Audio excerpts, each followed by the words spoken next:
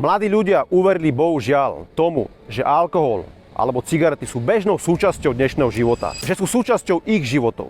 Ale kvôli čomu to tak je? Je to len preto, pretože keď boli malí, tak chodili s rodičmi nakupovať do obchodných reťazcov. No a samozrejme, ak rodič mal nejakú oslavu, no tak samozrejme nakupoval do košíka alkohol, prípadne cigarety. A malé deti to videli. No a potom, čo bolo ešte horšie, malé deti videli na oslavách dospelých ľudí, ktorí sa postavili a pripili si s alkoholom, ktorý obsahuje chemickú látku etanol, na zdravie. A takto potom prišli do reálneho života aj mladí ľudia a začali užívať alkohol. No a potom po nejakom čase zistia, že nemajú motiváciu, nemajú chuť, že sú závislí, že potrebujú stále užívať ten alkohol. Túto nedeľu, 2. november 2025 o 19:00 budem špeciálne vysielať pre rodičov, ktorých zaujíma téma omamné návykové látky v tom negatívnom slova zmysle. Budem hovoriť na tému, čo sa deje na základných a stredných školách, či už Slovensku alebo Česku. Nad týmto videom alebo prípadne v komente vám zdieľam registračný formulár.